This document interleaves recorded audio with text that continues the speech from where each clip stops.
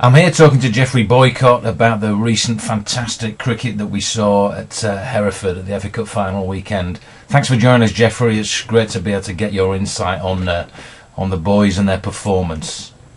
It's obviously down to personnel, but Ronnie's teams can often be a little bit erratic. So how did you see things when you saw how the teams were shaping up? How did you see things turning out in this particular series?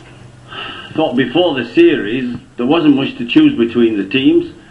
So I think to win, like they have done, is beyond the wildest dreams. Win, yes, it was always possible they could win.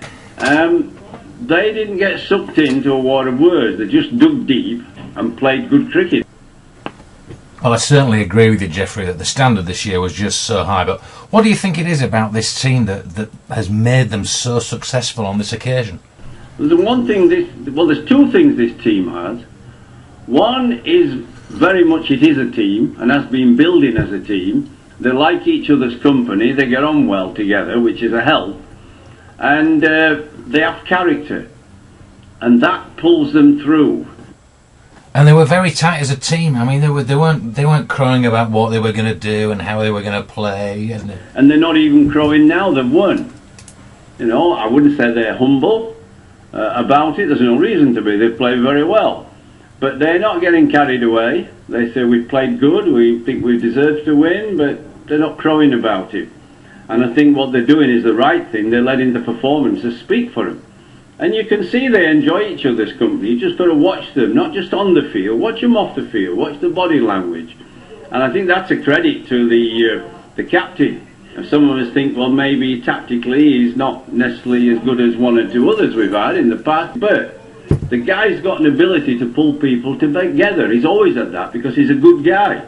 And I mean, there's been some wonderful performances by them, but I like their attitude. I like the way they play together, and I like the no-nonsense, straightforward, don't get carried away. Well, you talk about captaincy and tactics and team building, Jeff, but a captain's got to go out and bat, hasn't he? And we really saw a masterclass there from him in that respect, didn't we? It was absolutely a class. If you want to know how to bat, watch him bat on this innings. He didn't play anything he didn't have to. Anything around off stump that he didn't have to play, he kept right away from. So he made the bowlers bowl straighter to him. Absolutely textbook. He hardly missed a ball, never looked like missing a ball. And they had to face some pretty stiff opposition in terms of the bowling attack, didn't they, as well? I mean, Big Craig looked revitalised by his period of time that he spent in Australia. The big fella looked fearsome at times. What do you make of him? He was a freak. 6'8", lovely natured man off the field, bowled with his high action, so he could attack you and yet very difficult to hit.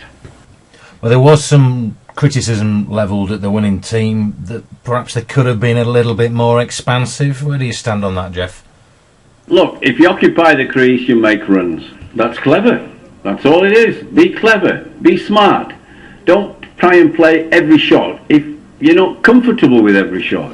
But they also seem to have a lot of gal with the ball as well. I mean, the opposition had the likes of Tuckwell and Gledhill and Barrett banging the ball down. But what about Derby John? A lovely performance with the ball, real subtlety. It was a wonderful spell, but he didn't swing it at all. He just bowled with a bit of fire in his belly, a bit of pace.